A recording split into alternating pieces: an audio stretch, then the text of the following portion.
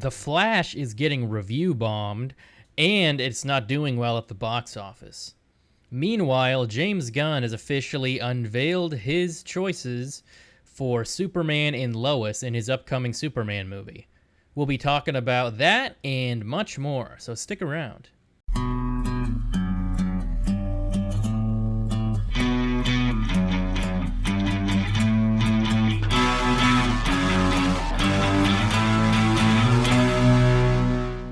Hello, everyone, and welcome to Casual Experts Only, where we talk about all things nerdy. We are your hosts, Mike and Luke, and today we're going to be talking about the new Superman Legacy casting that just broke yesterday.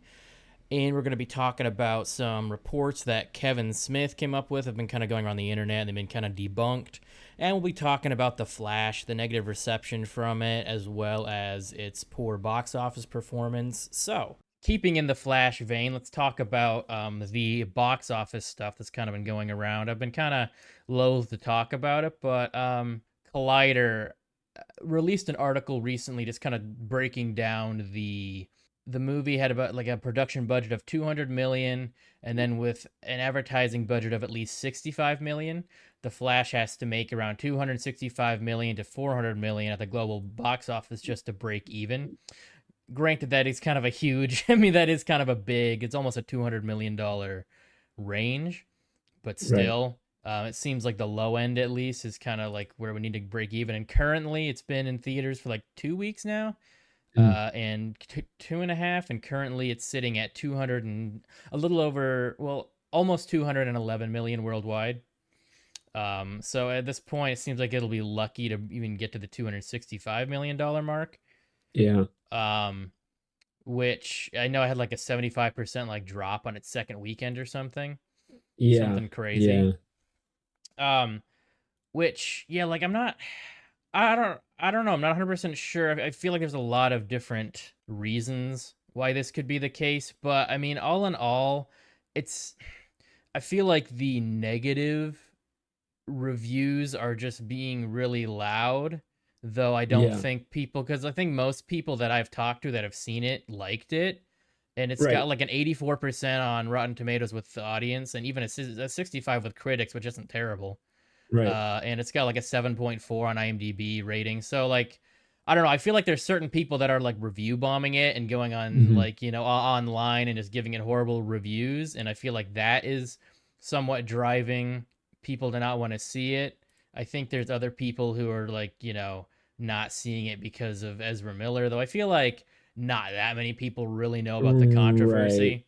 Right. I feel like it's more the people who were already mad about the movie to begin with, because they're Snyder fans, or mad at Warner Brothers for different things, or just, don't like Yeah. DC. There seems to be like a big like a DC bias happening. Yes. Yeah. Because like I don't know. I mean, people are just like I saw the movie a couple weeks ago and it Mm-hmm. was I liked it, but people who Yeah. haven't seen it are just kind of dogging on it like the Mm-hmm. CGI and like Right. without getting into spoilers, I feel like there was a fair enough explanation why the CGI was bad. Like Yeah. in the universe, like the director actually had like that was intentional. I don't necessarily agree with that, but it was a choice.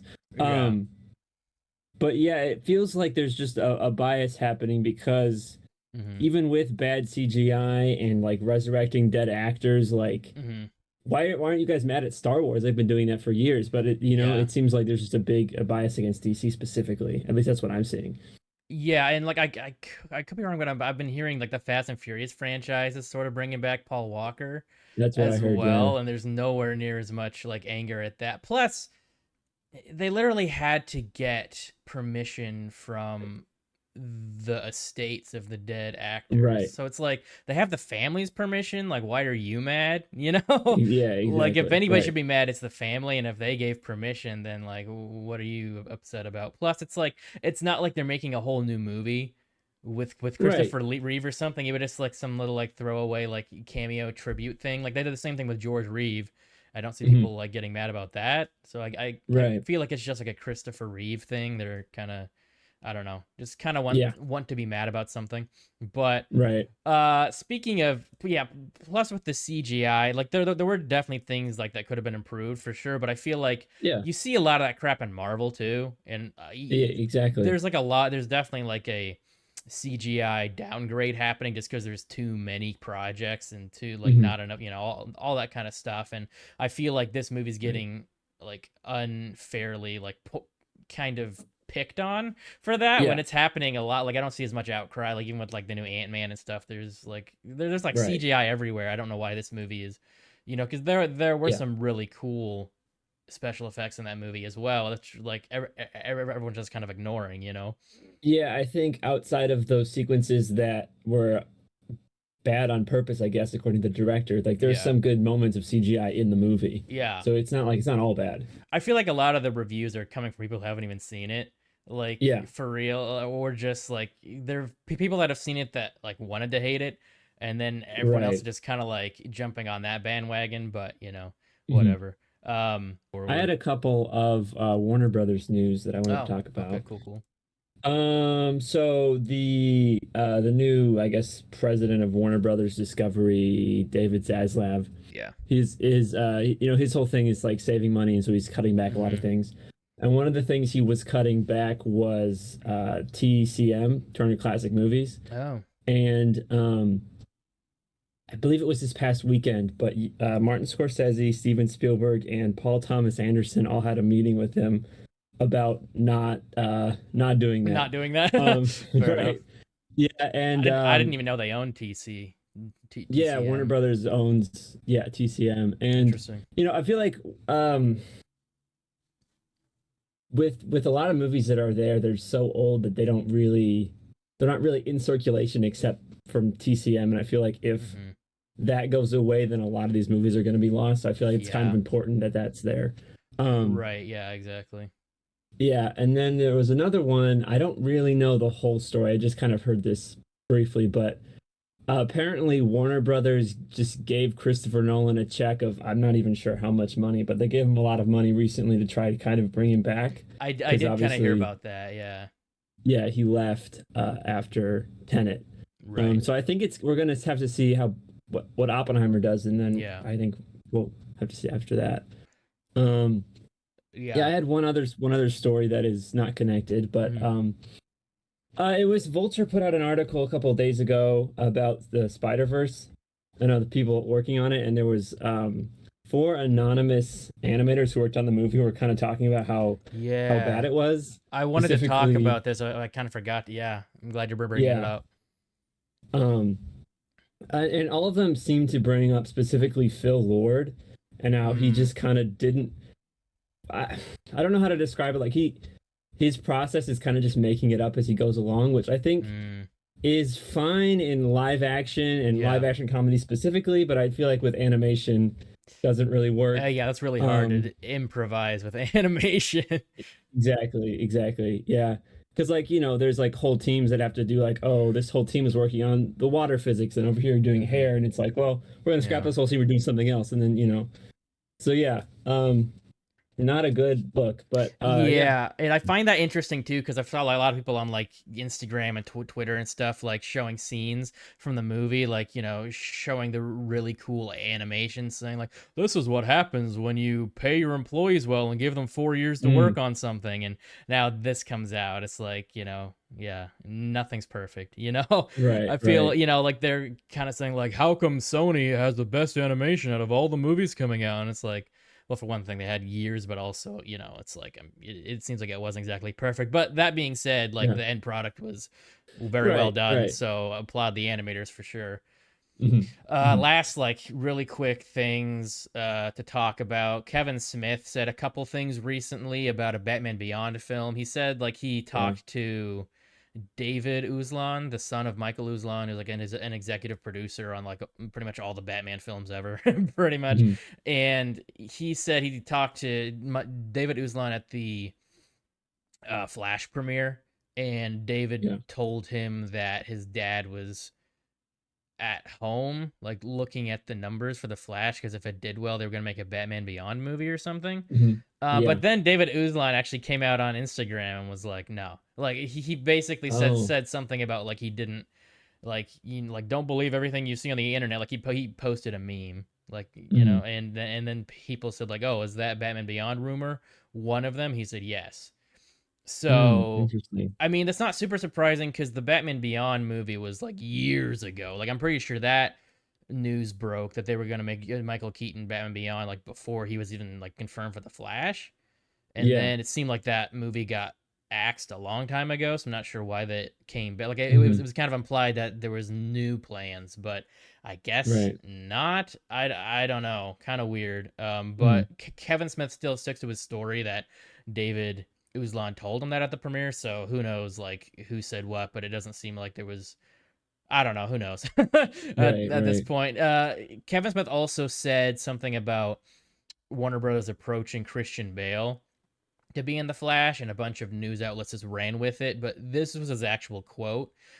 He said this on his podcast. I think. I think that there's a world where they didn't, where they hadn't shot that, like talking about the George Clooney cameo, which Right. spoilers. No, I think that there's a world where they hadn't shot that until like fucking 2 weeks ago.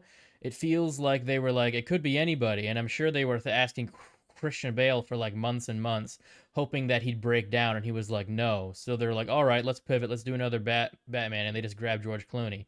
Now that like if you really listen to it, it's obvious he's just speculating.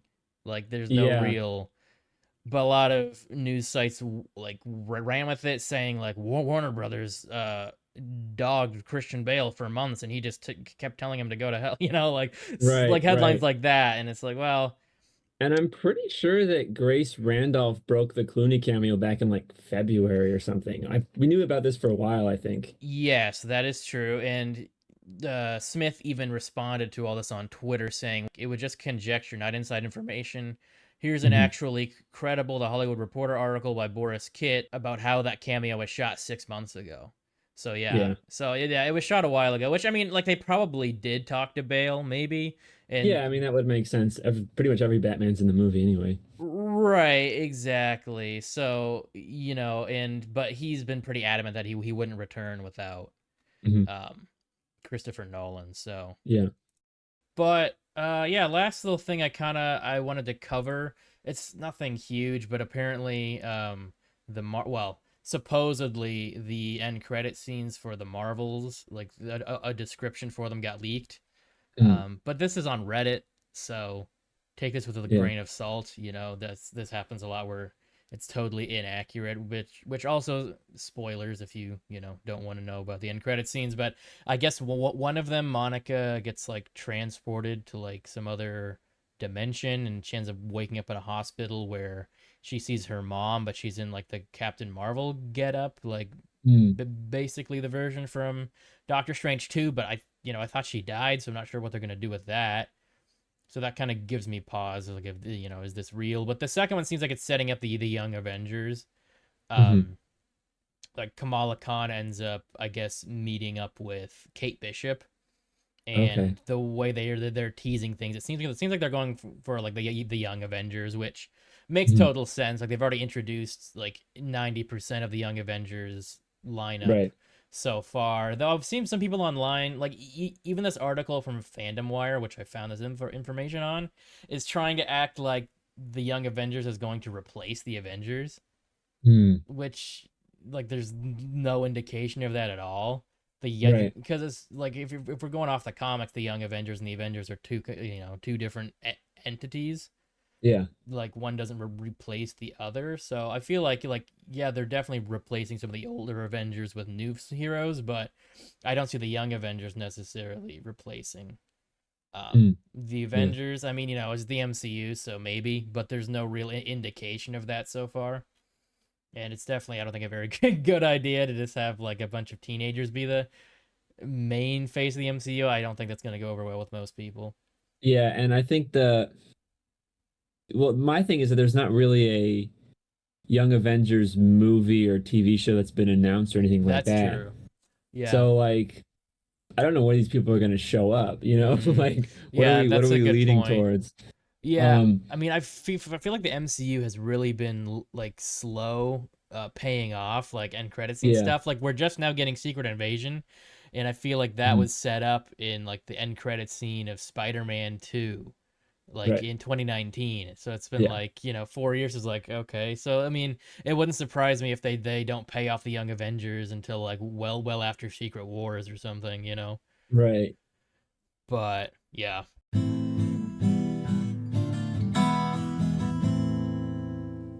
All right. Well, it is official. We officially have the casting choices for Superman and Lois for Superman Mhm. Mhm. Legacy. Yeah. We actually recorded a whole like segment about this Hollywood Reporter article talking about like the test screenings and who the front runners are. And then like an hour later, I looked online like, oh, they just released the whole. They actually just Right. already Right. cast somebody. So we David Corenswet and Mhm. Rachel Brosnahan are officially going to be Clark Kent and Lois Lane, respectively. Yeah. Yeah. Um, not super. I mean, I guess I'm not super surprised about David Cornsweet, Yeah. because like he was, I mean, he's been a fan cast for like Mm. 3 or 4 years now. Right. And that Hollywood Reporter article was saying um, Nicholas Holt and Mhm. what's the other guy's name? I kind of forget the other guy's name, but they were both up for Superman Legacy, Right. and I believe Rachel Brosnahan, Emma Mackey, and actually I'm just gonna pull their names up right here. Mhm. Okay, yeah. So the other guy's name was Tom Brittany, and Mm. the other actress's name who was up for Lois's name Phoebe Denever. She's like from Bridgerton, I think. Okay. But yeah, out of all those, like I mean, honestly, David, like I'm very happy with David Cornsweet Yeah. as Superman. I feel like just from like his looks, but also seeing him in interviews and stuff, he Mhm. kind of seems like one of the, like he kind of seems like one of those actors who was kind of born to play the role kind of thing, like kind of like Right. Christopher Reeve and Henry Cavill, I think. Mhm. He's just seems insanely suited for the role, and it's actually Yeah. kind of funny because he actually talked about playing Superman like a few years ago when the Mm. rumors first came. Well, not rumors, but like when the fan casting started coming out, like in apparently all the way back in 2019. Okay. He had an interview with Entertainment Weekly then, and they basically asked him like, there's been a lot of comparisons to you and Henry Cavill online. Like, what do you think about that? And he said, I'm officially not taking a position. I think that's the way to go, but it hasn't come to my attention. It actually came to my attention before the internet got a hold of me, and my sort of pie in the sky ambition is definitely to play Superman. And that Mm. kind of reminds me of Tom Holland, because there was like an interview like back when he was like 15 or 13. Like when Uh, somebody asked him like, "Oh, hey, if you could play a superhero, who would it be?" And he said, "Oh, probably Spider Man." So kind of wish fulfillment there, I guess. He also continued and said, "I would love to see somebody do a really upbeat throwback. I love the Henry mm. Cavill dark and gritty take, but I would love to see the next one be very bright and optimistic." And I definitely see that kind of being the direction James Gunn is going Yeah. Yeah. with, which is, yeah, that's cool. I mean, that's fine. I think there's Mhm. many different aspects to like Superman and the mythos. What Right. bothers Right. me was when people try to boil it down to like one thing, and Mm. act like, oh, Yeah. this character is only this. I'm like, but there's literally 80 years of comic Exactly. history. You can't just say Exactly. it's one thing. He also said the cool thing about Superman is that everybody says is the problem with the character, which is that he's invincible. That's the most interesting thing about him. What a difficult position for a person to be in. There's so much to be mined there and deal with the drama that's inherent in somebody who doesn't have any problems and can't die. So I thought that was interesting. I kind of pulled that up. I didn't Mm. really even know it was. I didn't even know about that interview until just recently. Yeah. But I've seen a lot of people kind of complaining that David Cornsweet looks too much like Henry Cavill, and Mm. if they cast him, like, well, what's the point of recasting? Though he is younger. Right. But I think that's a little dumb. They both look like Superman. I don't think David Right. Cornsweet looks like Henry Cavill. I think they both look like Superman. Yeah. They Yeah. both. So I think that's more. So it's more like, well, do you want an actor to look like Superman or not? You know, Hmm. like, do you want Hmm. him to cast some like random person? Like, oh, let's cast Timothy Chalamet. You know, like like what do you want? You know? Right. I was going through the both of the actors, the Lois Lane and Superman actor, like Yeah, cast, yeah. going through their IMDb, and it turns out they were both on House of Cards. I think I heard about that. Yeah, yeah, yeah. Yeah, I've never seen House of Cards, so I have no idea if they were ever shared or seen together, but I just found that Hmm. was interesting. They were both on the same show. That is interesting. Yeah, I know he was in that Netflix series Hollywood that came out a few years ago. He was in that movie, the horror movie Pearl that came out Yeah. last year. But Hmm. I haven't seen him in anything though, as of Right. yet. But Rachel Brosnahan, I haven't really seen her in anything except The Marvelous Miss Maisel. Yeah. But I mean, she was good in that. But Hmm. um, yeah, like I don't. I think she was probably like my second pick out of the list. I probably would have Okay. preferred like Emma Mackey, but like I've honestly probably seen her in more stuff. That's Hmm. probably why. But I think Rachel Brosnahan is, I'm sure, going to do a really good job. Yeah. Yeah. Like I'm very happy with both of these choices, and I think she looks like Hmm. the most like Lois Lane, like of Sure. recent date. Like actually Hmm. probably ever, honestly, in live action that I'm thinking I of. think so too. Yeah. Like all like if I mean, Amy Adams did a really good job, like with Yeah. her attitude and everything, but like didn't look much like her. Right. But yeah, so that's pretty cool, and yeah, a lot sooner than I expected, to be honest. Because Right. when we were Right. just talking about it yesterday, I was thinking, oh, probably like the next couple months, Hmm. Hmm. probably like around Comic Con. Yeah. But yeah, so I mean, oh, and there was also some rumors going around that the two Skarsgård brothers are up to be Lex Luthor, Mm. Bill and Alexander Skarsgård, which is kind of interesting. I definitely see. I mean, out of those two, I think I see Alexander Yeah, I playing was him gonna say the more. same thing. I think that Bill's a little too crazy for that, at least Right, the way I exact. see him. But I think Alexander probably could do a good job as Lex, I Yeah, think. that's still like a surprising choice, though, especially Yeah. considering he's not much older than David Corenswet. Which, yeah, which Mm. also a lot of people are like, mad that they didn't just stick with Cavill. Which I mean, like in a perfect world, I would prefer that as well. But at the same Mhm. time, like if you're going to reboot, like I want Right. Superman to look like Superman. Plus, he is 10 years younger than Cavill. So when you Mhm. think Mhm. about it, in like, because they want the DCU to be going long term. So Right. Right. in like 10, 15 years, Henry Cavill's going to be in his 50s, Right. whereas David Cornsweat's going to be barely 40. Mhm. Mhm. So, that's always something to consider as well when you're doing these kind of things. And yeah, so Right. whatever. I'm definitely happy. I think the majority of people have been very on board with this casting because, Yeah. like, I Yeah. mean, they've been saying that for years that he should be Superman. So, Mhm. kind Mhm. of wish fulfillment for like a lot of the internet there. Right. Right. But yeah, so I just want to talk real briefly about the movie, like not too much, not really speculation, but more like what we would like to see, I guess. Sure. Like it seems very like it seems pretty much confirmed at this point that Lex Luthor is going to be in it, Mhm. likely in more of a like villain in the background who's going to be set up as a bigger Yeah. villain going forward. But well, first off, do you have anybody who you would like fan cast as Lex Luthor? Oof. Because I don't really, to be honest with you. Yeah, I don't, I would yeah, have to I be don't like know. really lazy and be like, oh, somebody bald. But like obviously that's not, you Yeah, know. I mean, we just mentioned it, but I think Alexander Skarsgård could do Yeah, good. yeah. Mark Strong was already in a DC Mm, movie, so maybe yeah, not, but I mean, he yeah, would be good. yeah. I feel like anybody who can pull off the bald look and kind of pull off the more like menacing businessman version, like Mhm. version of Lex Luthor. That's kind of what I like to see because I don't think we've really gotten like a perfect Lex Luthor on screen. I think the closest, Right. compared to the comics, I think like the closest we've gotten is probably like Kevin Spacey in Superman Returns, but Mm. that like he was sort of supposed to be like the Gene Hackman version too, but I feel like he was probably closest. But even then, I don't feel like, Yeah. What do you think about Ray Fiennes possibly being Lex Luthor? oh, I mean, I'm sure he could pull it off, and like Yeah. he's definitely pulled off bald before, and Right. He's a little old, but I feel like I don't know. I don't. I mean, I kind of want Lex Luthor to be older than Superman, at least by Sure. like 10 or 15 years.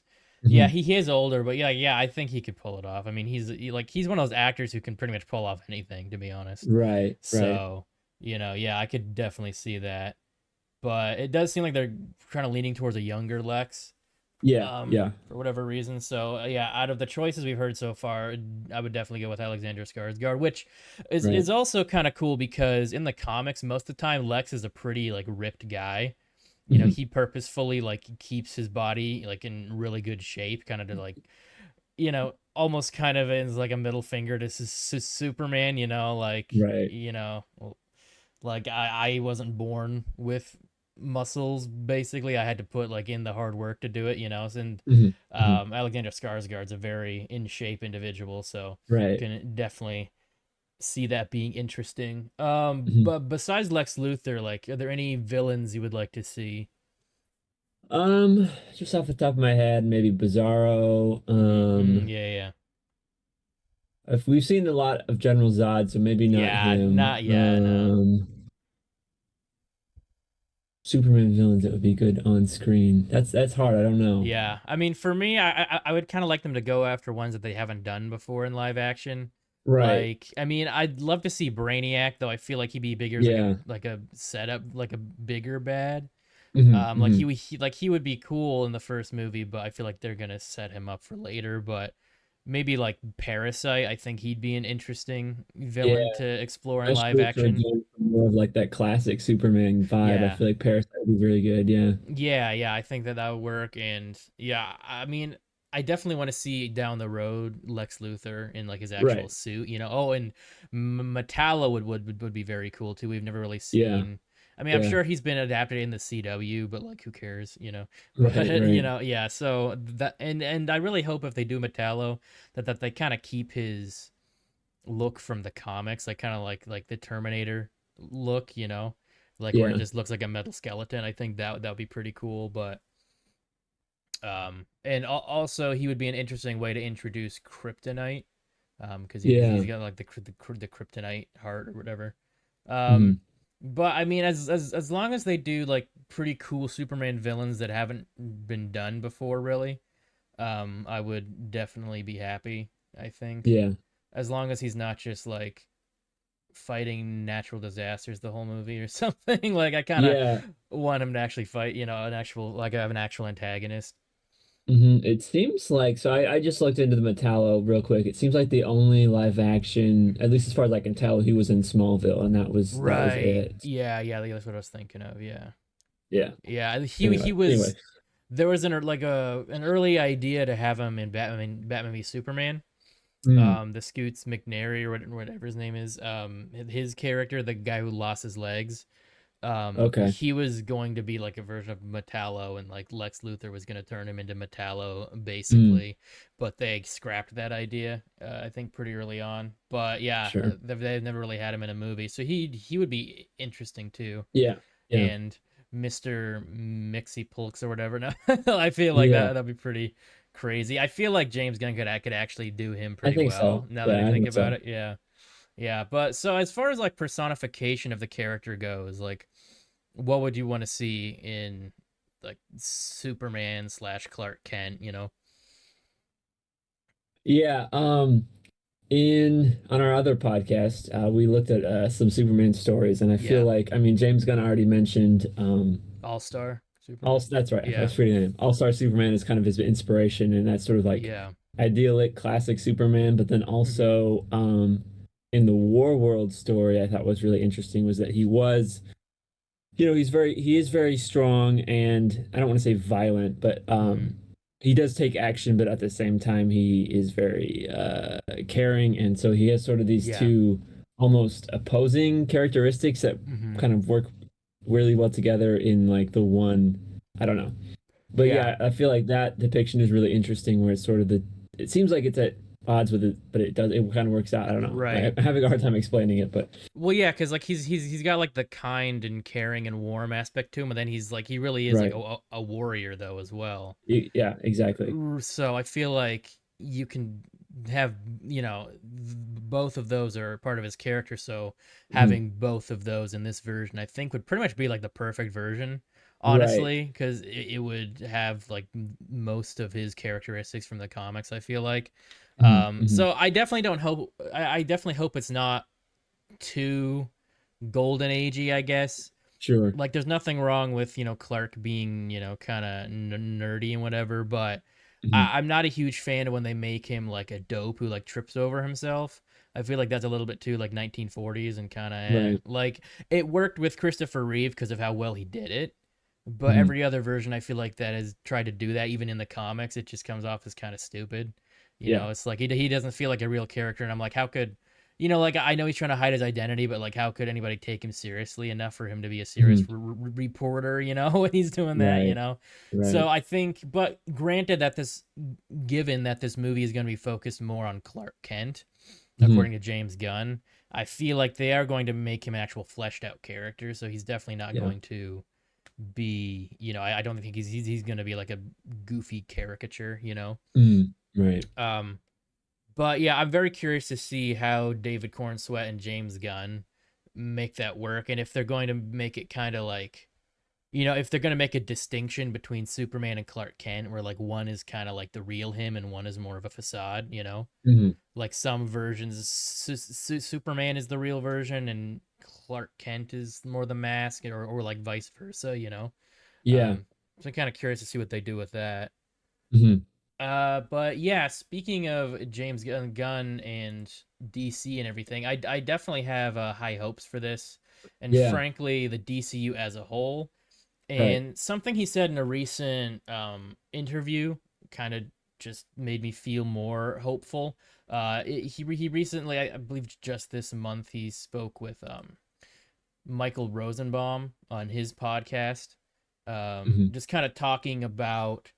It seems like he's really gonna be taking like the stuff that say like the MCU did right, Mhm. and perhaps even what like DC did right, and putting them together and like avoiding Yeah. their mistakes, Mhm. which I think could be like really really good for DC going forward. Right. Like if he has just like a string of like super good movies and series, like I Mhm. feel like it could kind of be the era of DC, especially considering Yeah. how like I feel like in some ways Marvel's declining, not in Yeah. everything, but like they're pumping out a lot of content, and Mhm. I'd say like half of it is getting like mediocre to like bad Yeah. reception. Yeah. But this is what he said on the podcast. Do you think that there are too many superhero shows and movies? And because I remember when I did Smallville, Yes. there were none. Yeah, I do think there's too many. So what do you do about that? But I don't think it's not it's much less a problem of too many. And yes, we're not going to overextend ourselves at DC. We're going to be very careful with the product that we put out and making sure everything is as good as it can possibly be. But I think that what's happened is people have gotten really lazy with their superhero stories. And they have gotten to the place where, oh, it's a superhero, let's make a movie about it. You Yeah. know? And let's make a sequel because the first one did pretty well. And they aren't thinking about why is this story special? What makes this story stand apart from other stories? What is the story at the heart of it all? Why is this character important? What makes this story different that it fills a need for people in theaters to go see, or on television? And that's a hard thing, isn't it? And I think that it's just that's kind of gotten, people have gotten a little lazy, and there's a lot of, biff pow bam stuff happening in movies. And like I'm watching third acts of superhero films where I really just don't, and I don't feel like there's a rhyme or reason to what's happening. care. I don't care about the characters. Right.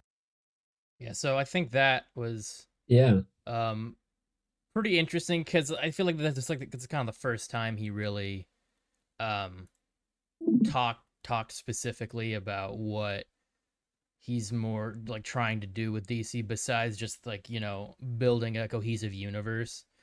So that Mhm. definitely gives me hope for what he's trying to do. He's Right. definitely prioritizing quality over quantity, and I hope Mhm. that it like it pleases both fans and general audiences alike, because I feel like that's a big thing that DC has not been doing.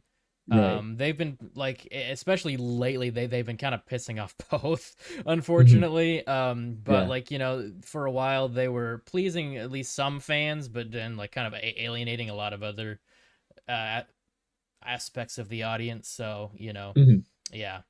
But that is pretty much everything for this episode. Mhm. Mhm. Thanks so much for listening, for joining us. We will see you next time.